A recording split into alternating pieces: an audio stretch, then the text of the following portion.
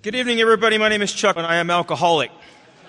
And I want to thank my dear friend Troy for inviting me back to Salt Lake City. I haven't been here in a long, long time. I want to welcome you home if you are new to Alcoholics Anonymous, if you're one of the people that raised your hand, and if you're one of the people who didn't want to raise their hand, who really felt it was nobody's business when you had your last drink. You're my kind of alcoholic. I'm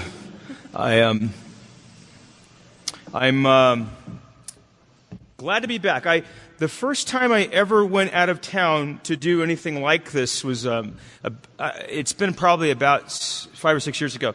And the first time I ever left town was to come to Salt Lake City. A place called Bountiful. You guys know where that's at?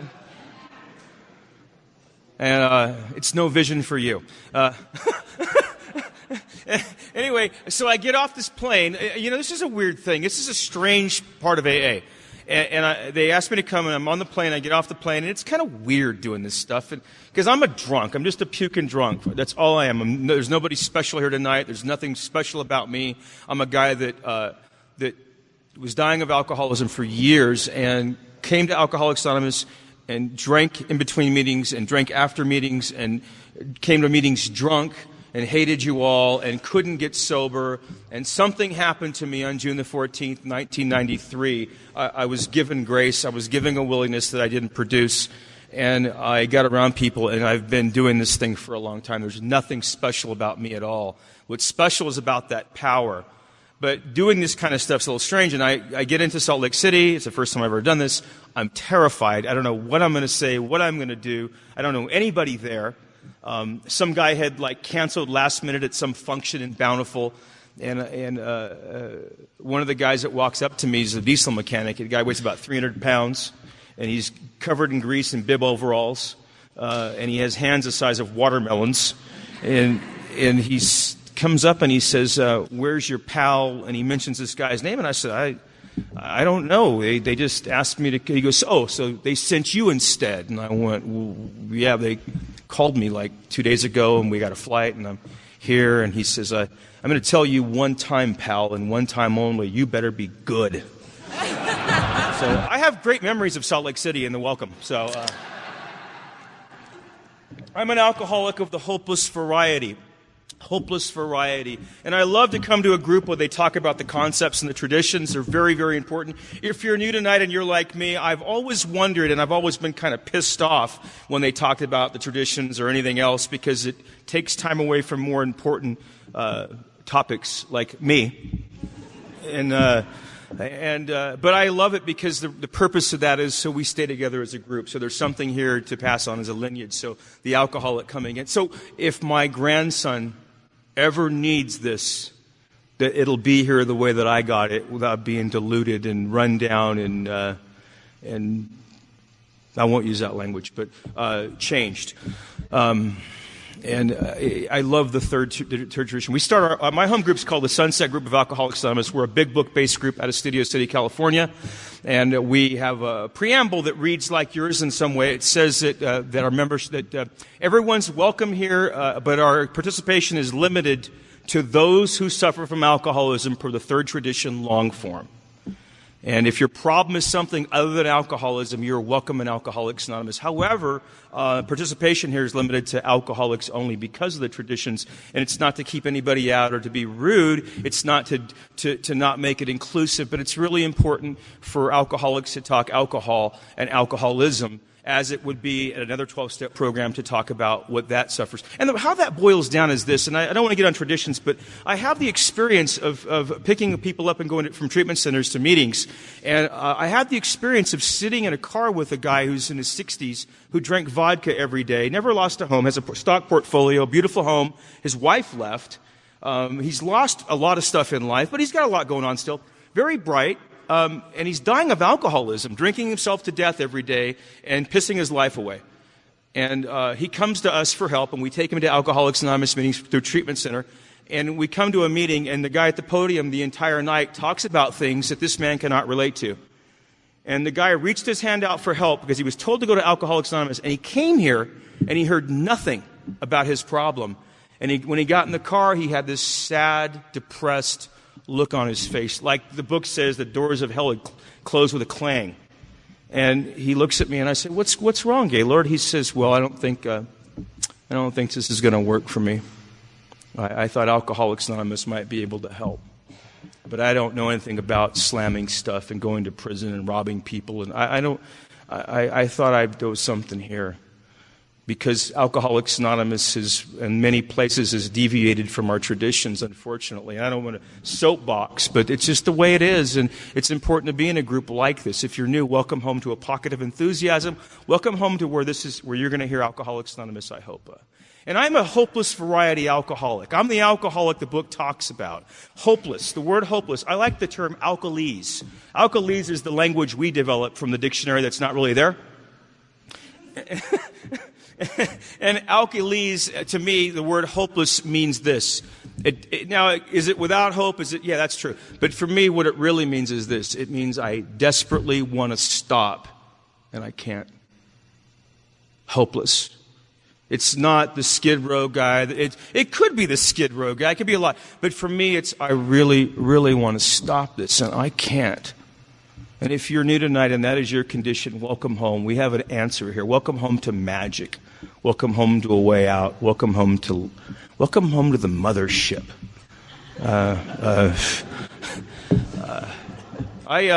I grew up in a small town in Central California, outside of a place called Fresno, a little town called Tulare. It's a farming town. You can smell it before you get to it. I'm the oldest of three. And I'm thirsty. I get Cottonmouth. Remember Cottonmouth? Some of you remember Cottonmouth. And I grew up in this small town. I'm the oldest of three. My mom and dad were very poor growing up. They didn't have very much going on. They were very, very poor. They had nothing, and they educated themselves and gave me every opportunity. And my sisters that they didn't have, but it's not enough for me. I have a sense of entitlement. I have a sense you owe me. Nothing you give me is ever enough, and you don't love me right. I was growing up in this small little town, not good at anything. I'm not good in sports. I'm not associate. I am not a jock. I don't understand sports. I am not a team sport guy. I snowboard. I play guitar. I ride mountain bikes. I'm not into baseball, football, soccer. If you are, terrific.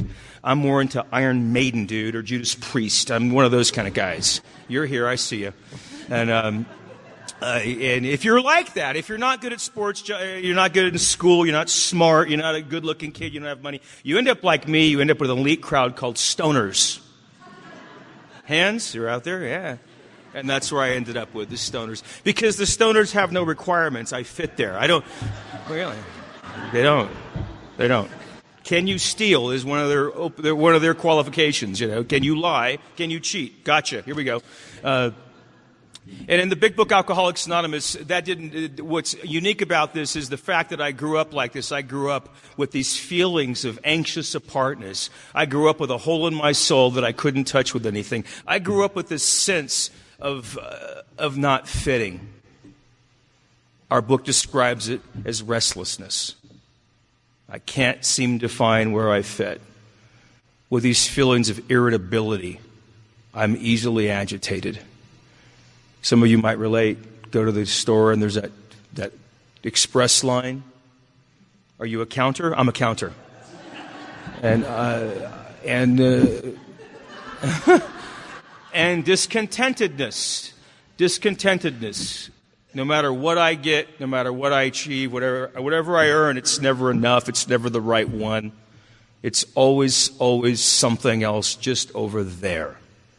And I live in a world where I'm never even present. I'm always in my head. I'm either worried, remorseful, self-pitying about whatever I've been doing to people around me, or I am plotting and planning against the stuff that's going to happen tomorrow because the fear is overwhelming when you live in my skin.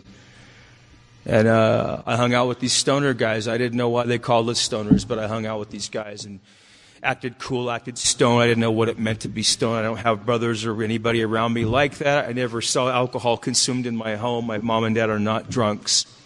But I was at a junior high school at a dance when I was a kid, and I always wanted to ask girls to dance. I never had the courage to do what you guys do that have that courage. But I knew that if I drank, alcohol would help me. And at a wedding, I saw alcohol there, and there was a live band, and I drank because I could fit in and I could do what you do. I could be a man. And I took a drink. I didn't like the flavor of the stuff. It was called Cold Duck. That was the champagne at this fine event, and red wine, which tasted awful to me. I didn't like the flavor, but I knew if I got it down, it would do something. I had some uncles that used to come over drunk, and they were always very, very happy and animated. They had their cheeks got rosy red, and they were happy. And I took those drinks, I started to drink, and as I started to drink, it started to do something to me. And what it did for me, for an alcoholic of my type, You already know what it did. The book talks about this. It talks about that I really can't put my finger on what it does.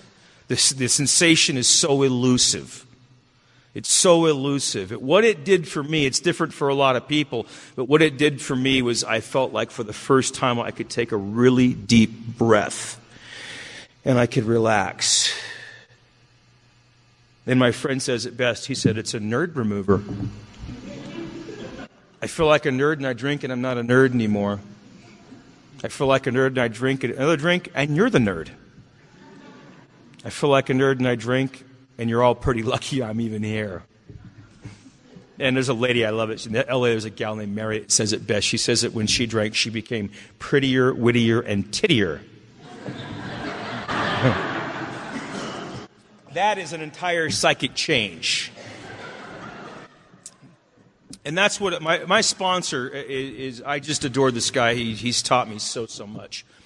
But I love the way he describes this. And what he says is, Chuck, for the first time in your life, at the age of 13, alcohol effectively relieved you of the bondage of you. Alcohol let the curtain come down that you were behind. It just all fell to the ground, and there was nothing in between you and I.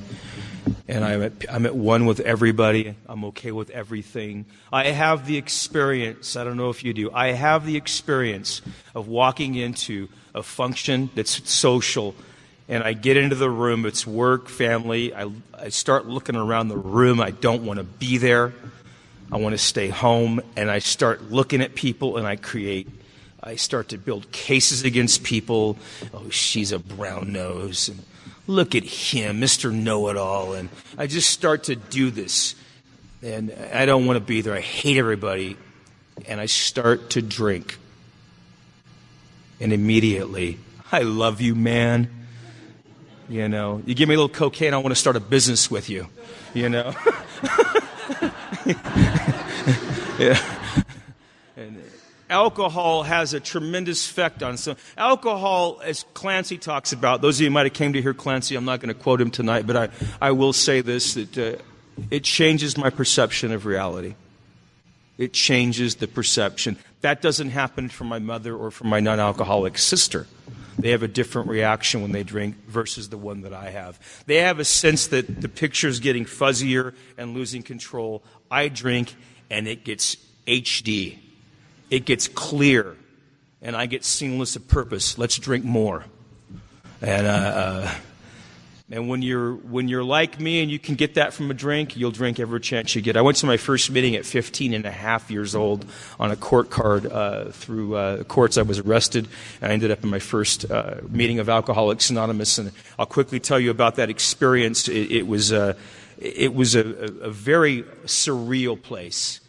I walked into a trailer, an old building behind a Taco Bell with that steps that went up in it, and there was a guy in front who was greeting, and he said his name was Ringo, and he said, I'm an alcoholic, and I thought, I'm embarrassed for you, dude. And I stepped in the room, and the furniture was all mixed moshy, nothing matched. The people there were old, disheveled losers, as our first speaker talked about. A bunch of old, hairy, grumpy old farmers, it looked like. And it looked like they all had a cup of coffee in each hand and a cigarette hanging out each side of their mouth. In between puffs, they cursed. It looked like a hayride for inbreds is what it looked like. I better watch out. I'm in Utah.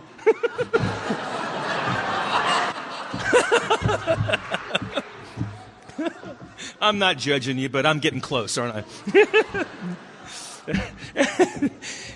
And I sat in the chair, and they started the meeting. They started all these readings like he did before the meeting here today. And I thought to myself, who are they kidding? This is church.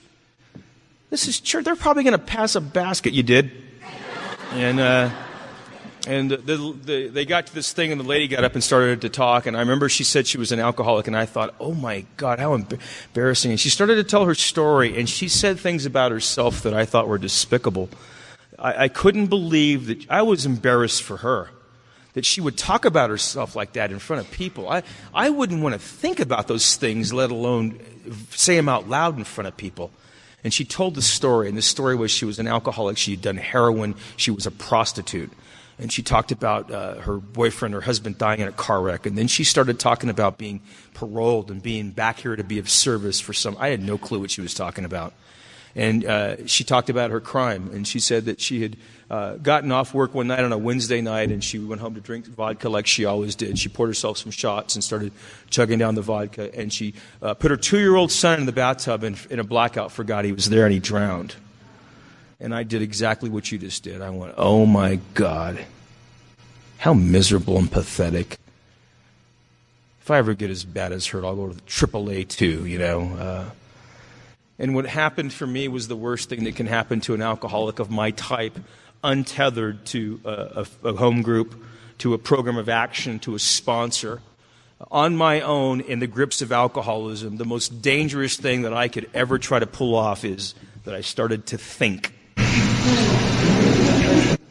I started to think. And in our book, it says that the main problem of the alcoholic centers in his mind rather than in his body.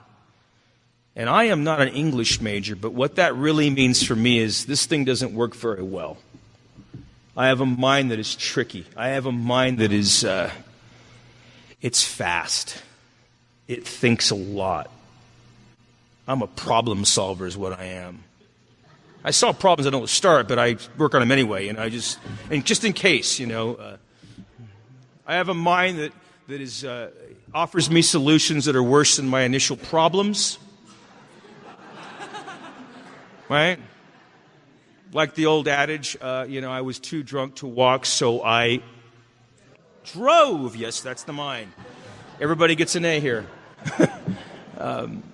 I have a mind that's. I have the ability to rationalize anything that I want to do. I have the ability that if I don't have any money and your wallet's laying there, I can convince myself that you really owe me a few bucks. This is the kind of mind that I have. Coupled with those things, Troy talked about it. There's a voice in my head. I don't know if anybody here in this room has a voice in their head or not. But if you're wondering whether or not you have a voice in your head, it just said, what voice? That's the voice. And it started talking.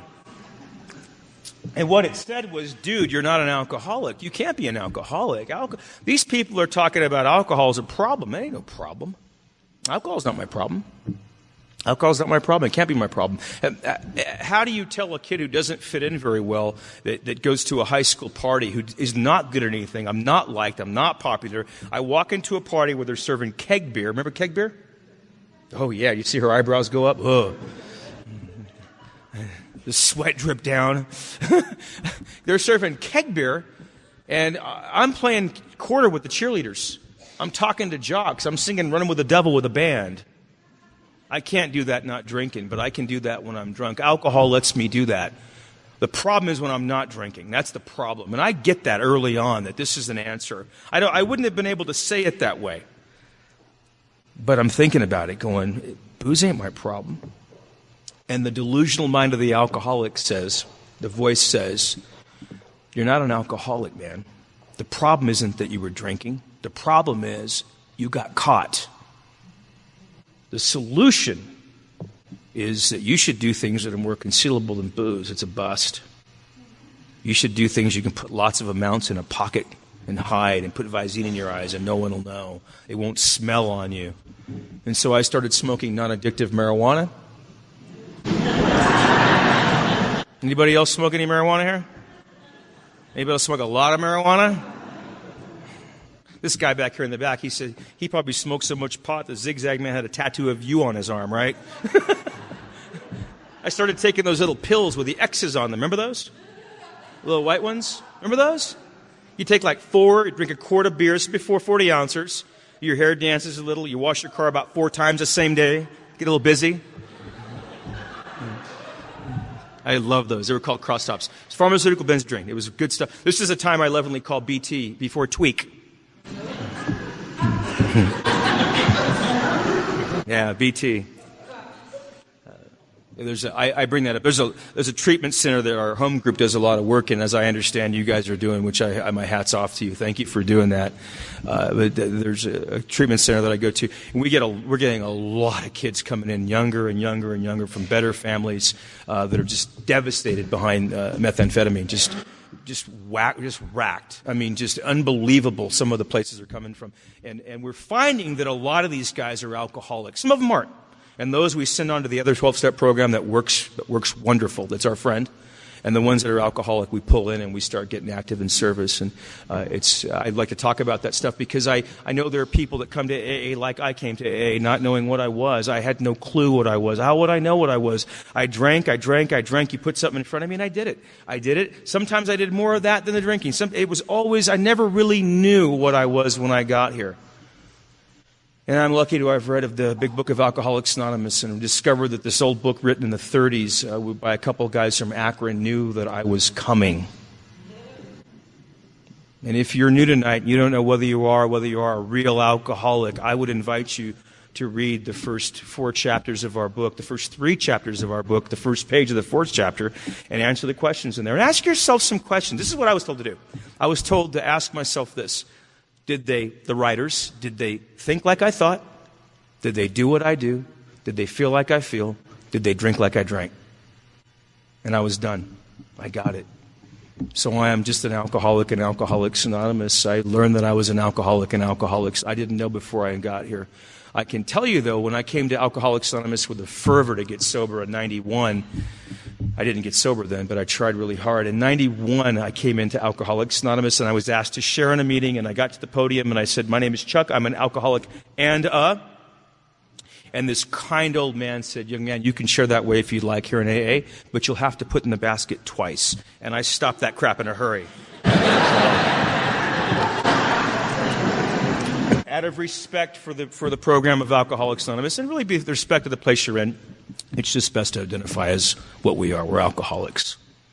And I'm doing this combination of stuff. I'm drinking. I get married really young because my girlfriend gets pregnant when I'm 18, and I do the right thing, and I married her, and I went to work full time, and I bought my first home at 19 years old. And my daughter was born into a loving home. She's born into a brand new tract house with 3 bedrooms. She's got a bedroom and a toy room. It's a nice, beautiful house. We got 2 cars in the garage and a big yard that's manicured nicely. We have terrific neighbors, and it's a wonderful, beautiful, loving, caring place. And I adore my daughter, and I love my wife. I know the experience of coming home to a fresh newborn or to a toddler and peeking over the crib at night and hearing that little music box play and that magic that happens when you're a parent, of being a parent. And I want that more than anything. But alcoholism doesn't care. It must be treated. And I didn't know that. And I know nothing about treating alcohol except that I drink to treat alcohol, because that's the treatment for alcoholism without the steps. I will work one program or I will work another. There will be no middle of the road for a guy like me. And I drink myself out of that marriage in about 2.5, 3 years. And my wife leaves, and when she leaves, the wheels fall off because there's nobody there to do anything for anymore. I'm alone at night. I'm depressed. I'm self-pitying. And I am drinking around the clock. I worked for this company back then called Anheuser-Busch. And they were tired of me. I wasn't making it to work. And that, this is the decline of alcoholism. It's the adjust to the ride down. I don't leave a 3-bedroom. I don't leave a middle-class family where I was taught morals and values and end up being the street urchin that I become overnight. I do it a thing at a time. Just one more moral, one more thing at a time. I sell myself out, and I'm in that house, and I can't make it to work, which is just scumbag stuff to me. That losers can't make. I work no matter what. I was taught the ethic of working. I can't do it. And they're going to fire me. And they sent me to my first treatment center at 22 years old, a place in Clovis, a place called the Ark. It's a 30-day dry out. I went there for 30 days. They had the steps there. They had the traditions there. They had sponsors there. They had meetings coming in.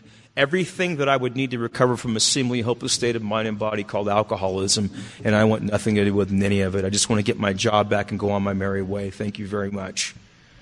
And I left that place on a Friday night, convinced that I would never drink again, with everything in me, believing, thinking, saying, believing that I won't drink again, knowing I'm not going to drink again, and within 4 hours I'm in a liquor store. In about 4 months, I go where the tough guys of the world go, Mama's couch. And, I lost the house, I lost everything I owned, and I'm waking up on that couch every day, convinced that I won't do it today, and every day is like the same as was yesterday. Every day is the same. I make myself promises, I write checks I can't cash. I start writing their checks, I start taking their stuff, and I hate myself. I can't make it to noon or 1 o'clock without doing something. I got to get it off of me. And living like that long enough, what starts to happen is I start to hate myself for watching my parents suffer the way they do. It's a small town they live in, and they're disgraced all the time by me, and I'm unemployable. And it just gets worse and worse. And I start to get to the point where I don't like myself at all.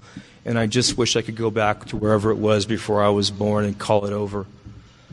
And one of the things that really was pushing the button on that one was at this time, my daughter must be about 4 years old. And I have visitation on the weekends. I get her every other weekend on Friday night, and her mom picks her back up on Sunday night. And it's a court order, so they try to fill that up, and they bring my daughter over to my mom's house, her grandma's house, on a Friday night around 6 o'clock. Her mom gets off work, runs her over to the house, drops her off, and I'm not there.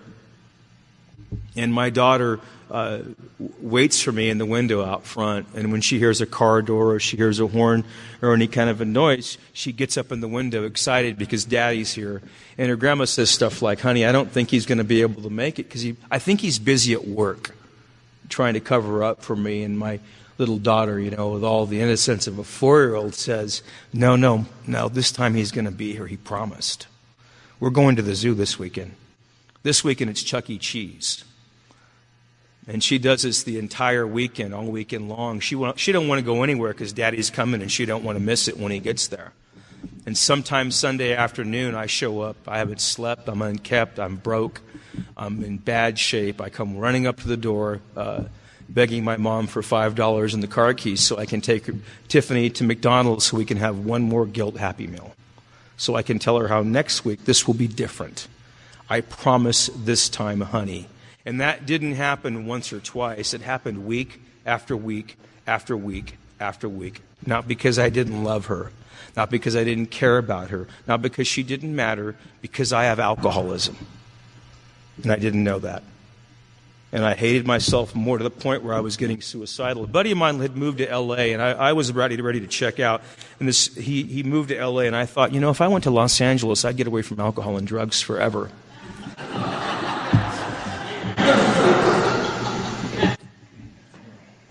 It was a good plan. And that's the thinking that I have. And I wanted to come to L.A., and the other thing that was really prodding me to go to L.A. was I was dating this gal, and she was pregnant. And that's the kind of guy that I am. I'm not a noble man. I'm not a good man with values. I'm here not by virtue at all. I'm here because of failure.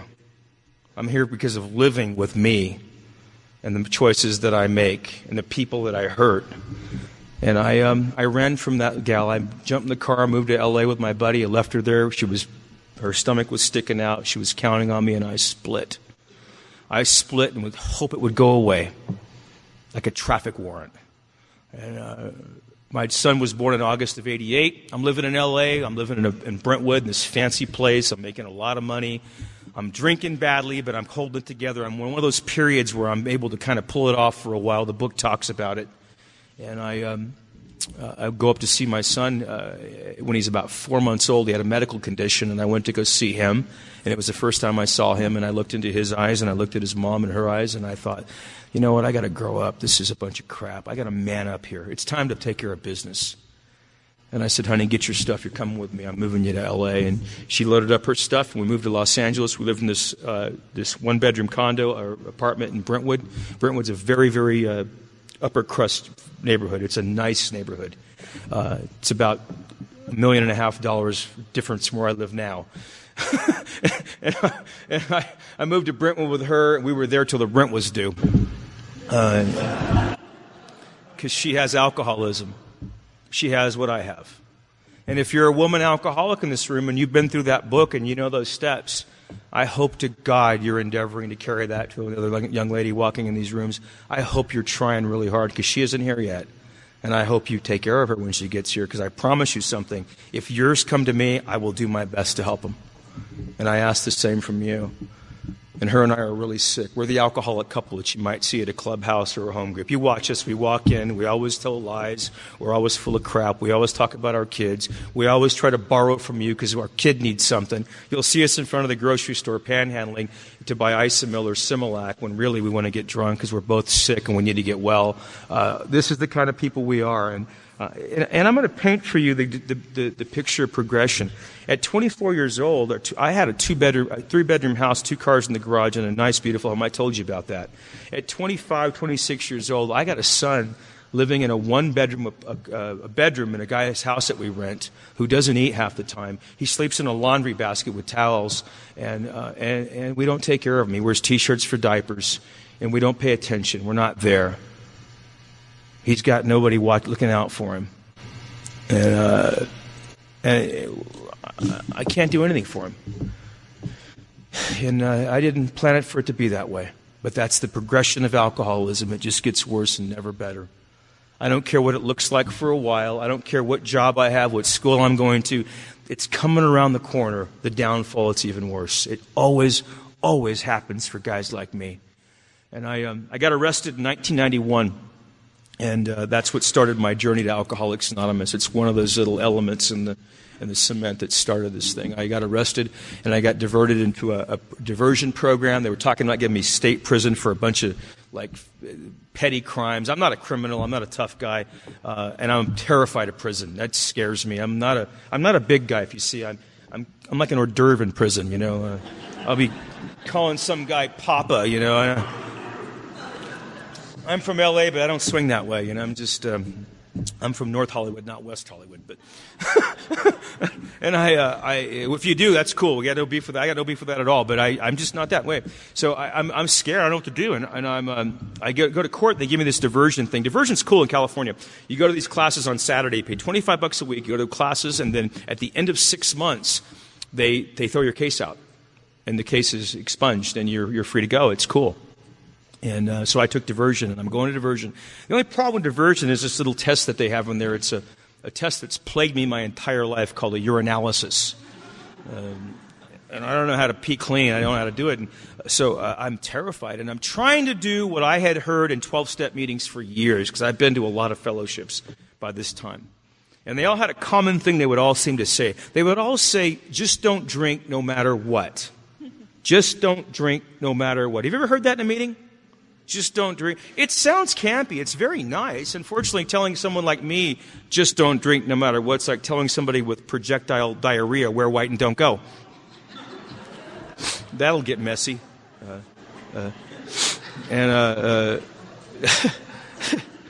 You like to picture the vision on that one, don't you? But it sounds... What they're not telling me is this. What they should be telling me is this. Chuck, go to meetings of Alcoholics Anonymous. Don't drink in between the meetings. Get a sponsor that you call and follow direction from. Read the book. Start taking the step and help others. Pray to a God. Do these things over here so you won't have to do what you're already going to do.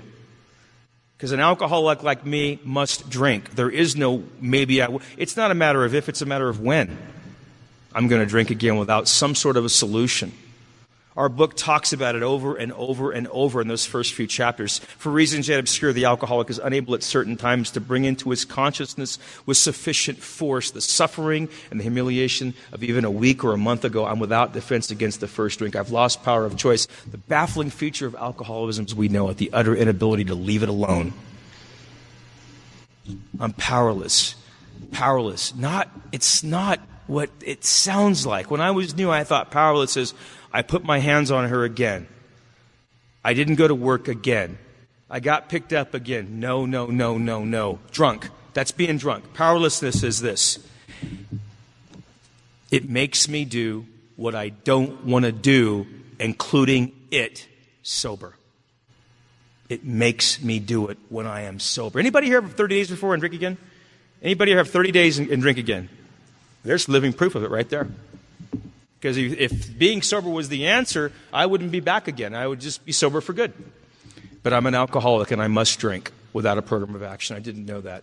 I picked up a drink after 4 days of not drinking no matter what. I drank no matter what, and I ended up in a mental hospital, 5150 in California. It means you're a danger to yourself or others.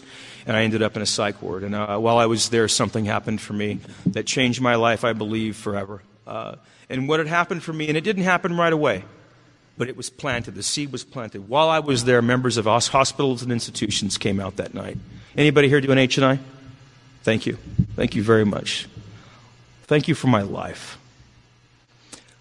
Thank you for on the night that you thought the ball game was more important, that work was more important, that you needed time with your kids, that you needed some alone time.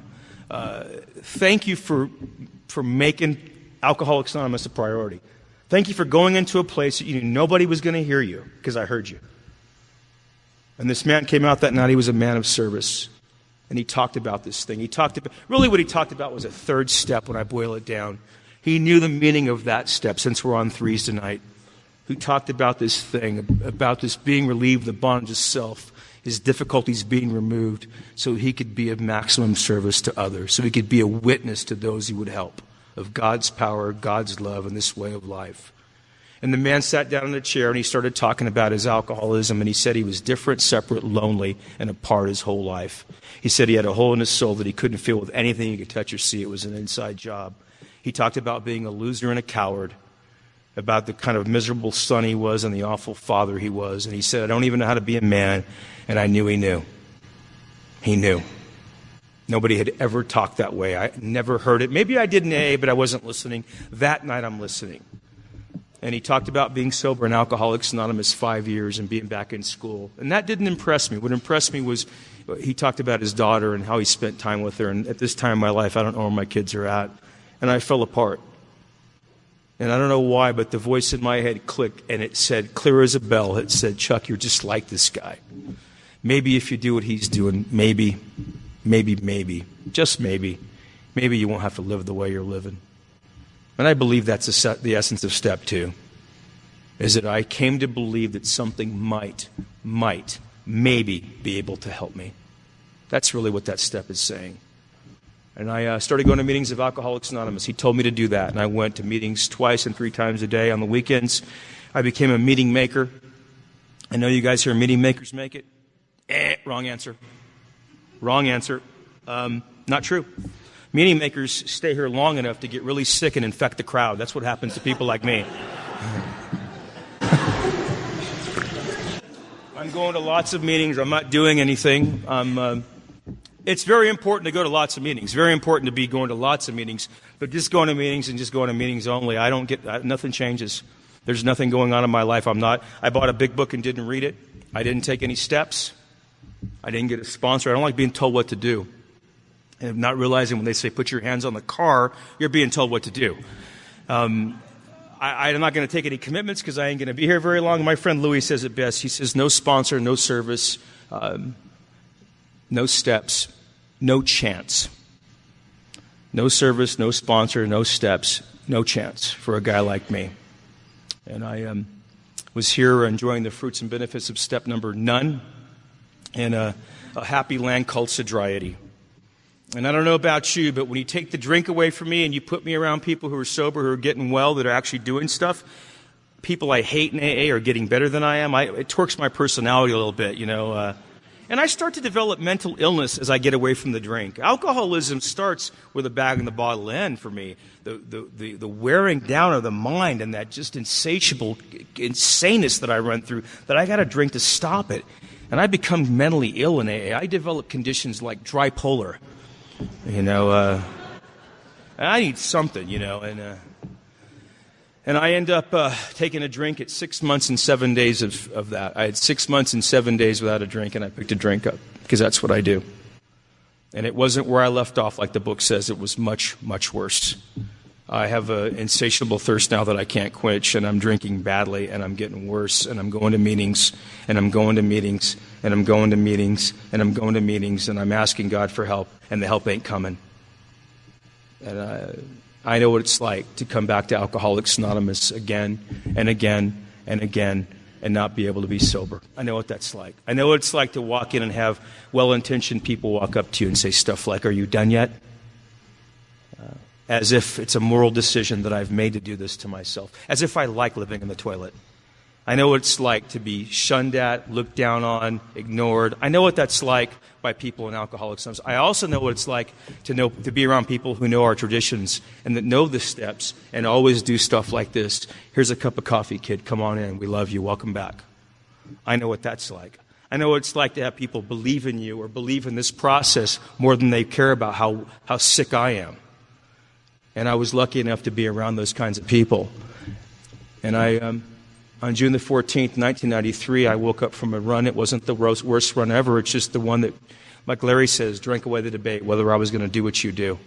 And I think for all intents and purposes, without knowing it, I did step 3 that day because the decision wasn't something I came up with. The options were all exhausted. There was nowhere else to turn except to do what you do. There was nowhere else to go. Because here's the deal. The only thing that ever worked for me, that ever made me comfortable around you, that made me fit in my own skin, the only thing that ever made me ready to be around anybody and feel good, which was drinking or taking stuff, it ain't giving me any relief. I'm drinking and I'm crying uncontrollably. I'm wondering what's wrong with me. I'm alone all the time and I hate myself even more when I'm drunk and I can't stand being dry. And when you live like that and you're in that spot, you're fodder for Alcoholics Anonymous. You're ready. And I begged to God I didn't believe in for help, and I ended up picking up the phone and calling this little Jewish guy. His name was Art Miller. God rest his soul. And Art picked me up, and he said, actually, he asked me a question. He said, "Are you willing to go to any lengths to stay sober, kid?" And I said, "Yeah, sure I am." And he said, "I want you to check into a detox." I said, "Oh, no, not that." And he hung up. And I thought about my options, and I didn't have any. There was nothing left but to pick up the spiritual tools that you had been laying at my feet for years and years and years. And you would lay them in front of me, and I would kick them away and go, "Oh, no, I got to get her back. Oh, no, I got to get that job. Oh, no, I got to work harder. Oh, no, I got to go to school." I did that over and over and over again. And on that morning, there was nothing left. And I called him back and said, "Okay." And he came to get me, and he picked me up, and he had some water. He cleaned me up. I weighed 126 pounds. I had hair down to here, and I was urinating colors because my kidneys were in bad shape. And he said something to me I'll never forget. He told me that I was an alcoholic of the hope. He pronounced me an alcoholic. He said, "Kid, you're an alcoholic of the hopeless variety." He said, "You're going to die drunk. You're going to die an alcoholic death." And I looked at him and he said, "You're going to die with a spike hanging out of your arm. You're going to die choking on your own vomit." He said, "Kid, when you finally do die, everybody that you've ever loved, had any care for, respect for, they'll be relieved you're finally gone." I thought, I'm having a bad day here. You got to lay that on me, He said, "You have a really bad attitude. I've been watching you for a long time, and I don't let people talk to me that way. I got a little bit of Irish in me. I don't put up with that." And I don't know why, but out of my mouth came the words I don't say. My father was in the military. I had a lot of resentments toward military people, military life, jarheads. I hated anything military. I hated it. And I hated the stuff they made me say as a kid, so I refused to say it. But on that morning, out of my mouth, with nobody telling me to do it, I said, "Yes, sir. Yes, sir." And on that day, I became willing to do whatever that little guy told me to do. And he got me busy in Alcoholics Anonymous. He got me active. He taught me how to be a member of AA. And not a bystander. He taught me to get in the middle of this thing, to show up early, stay late, to take commitments, to go out and do service work. And we started doing a lot of work together. We were going to hospitals and institutions and psych wards and detoxes and stuff early on, and it did something for me, man. It connected me with you, and it made me hunger for more of AA. And we started taking the steps out of the 12 by 12. That's the way he did it. And I love the 12 by 12. Please don't hear this wrong. I love what the 12 by 12 has in it. But the 12 by 12 alone is insufficient. In my experience, not my opinion, my experience is the 12 by 12. The 12 by 12 it's kind of like the big book in the 12 by 12. The 12 by 12, if you're a builder, you'll get to this. The big book is the concrete foundation, or the subfloor. It is the framework. It is the roof. It is the walls.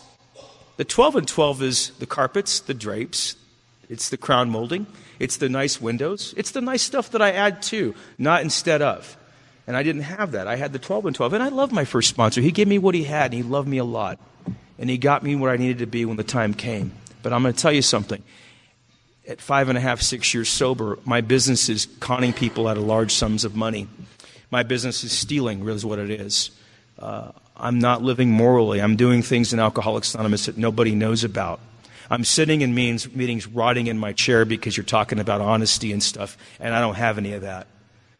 I know what it's like to sit in the rooms and smile and act nice and throw a couple of keep coming backs in, and really to myself thinking, oh my God, look at me. Feeling worse and worse and worse. And then I start judging everybody around me because I don't want to look at me, right? You might see it yourself where you go into a discussion room and somebody walks in and you think, oh, she's going to share about that relationship again. Oh, well, he's going to talk about his job, right? Oh, there he is, Mr. Gratitude, I start judging everybody because I don't want to look at me. I don't want to look. And at 6.5 years sober, like this, I'm at the place where I had been drinking. I'm at the place where I want to check out a hotel life.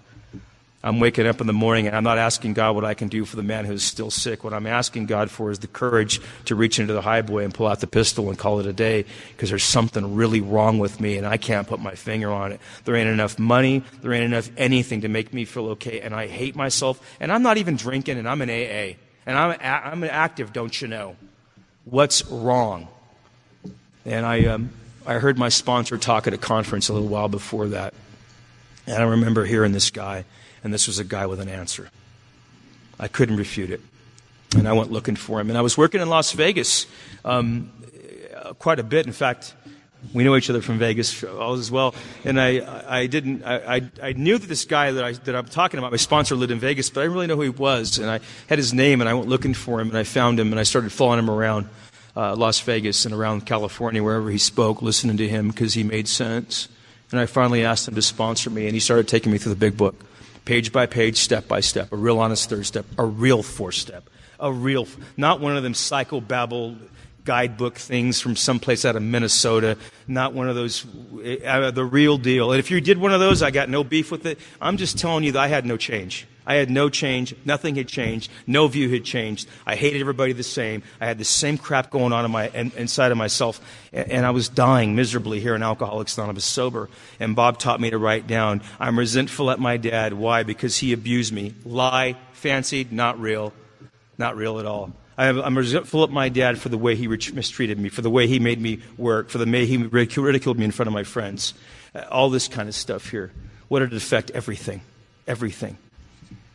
And then there's a little part in there that we miss a lot. It doesn't say where is my part or anything, but there's a section of this where it says that I realized the people who wronged me were perhaps spiritually sick. Could I do what they did? Could I, on a bad day, do what they did? I'm a guy that makes lines in the sand and always crosses them. I could do anything under the grips of selfishness. And I started to see my father differently. What I saw looking at my dad is I realized this guy had alcoholic brothers. They were always in and out of the penitentiary or nut house.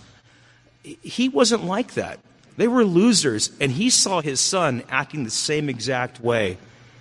And there were periods where he kind of put the muscles down a little bit on me because he didn't want to see his only son, his baby boy, turn out like his brothers had turned out. It changed, and I felt awful. I felt miserable for the way I had judged him.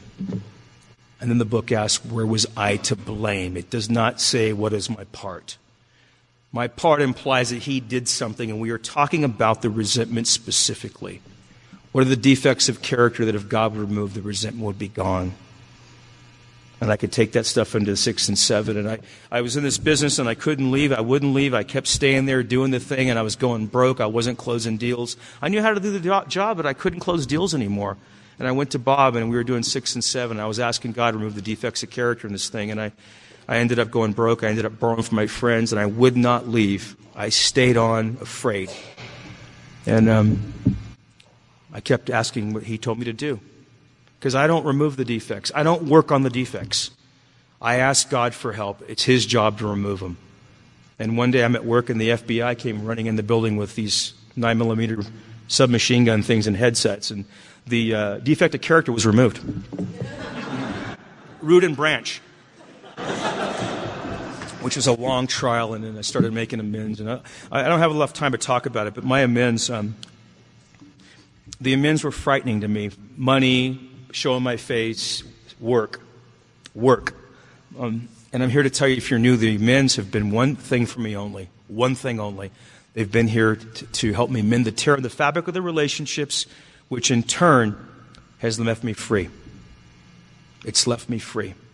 Because of the amends, I have a career today. I have my own business. Because of the amends, my kids are in my life today. Because of the amends, my family looks to me sometimes when they're having trouble. I'm the outcast, the embarrassment that they'll call and say, what do you think?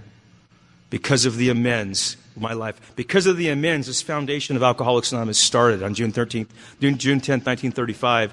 Bob went out and made amends for the first time, and this thing changed. The amends free me. They're not here to harm me. They're here to free me. They're here because I have the kind of mind that I could be driving home. I could be driving home feeling pretty good, and all of a sudden my head starts throwing stuff at me that I've done. It makes me crazy. And you know what the amends are about? The amends are about the other voice going, wait a minute, we paid that back. Wait a minute, we went to go visit them. Wait a minute, we were there for this. Wait a minute. It's a counteraction, and it also helps me not to further myself into the hole. And I try to take regular inventory, and I do a lot of stuff with Step 11, which is very open to a lot of different things, and try to take care of and pamper and create and enlarge this relationship with the power that has changed my life through Alcoholics Anonymous. And I'd like to believe that I spend most of my time doing what my sponsor has taught me to do and has showed me to do, which is trying to help others. In our book, over and over and over and over, this concept of putting my hand out, of helping others, of self-sacrifice comes into the picture over and over again. It's mentioned so many times in the book. If I had a book, I'd just go through it and show you. It's incredible how much of this helping others is there. That's the magic here, is one alcoholic reaching out to another for the purpose of recovery and trying. And as a result, we've built a home group. We have a group like this one, lots of young folk, a strong group with lots of people coming up on 2 or 3 years, 7 years, who are sponsoring people whose problems have dissolved and disappeared because they don't feed them anymore. They're starved out because they're too busy feeding other people solutions. You never notice that when you sponsor somebody, they get a sponsee, they quit calling with problems? It's a strange thing. If you're new tonight, I want to invite you to do something. I want to invite you to follow people that follow the book. I want to invite you to follow people that follow the book. And be so kind as to stay here and pass on what you've given to me. What you've given to me it's life. I love Alcoholics Anonymous. If you're new, I want to welcome you to Alcoholics Anonymous. I hope you come back to lots of meetings. I want you to know that it looks hard, but it's really not. It's very simple. A price must be paid, but there are people around here that will always and have always walked me along. I've always had the help I needed here. I've always had the guiding hand, and I've always felt love and compassion in the rooms of Alcoholics Anonymous. I want to thank you for my life, and thank you for letting me share.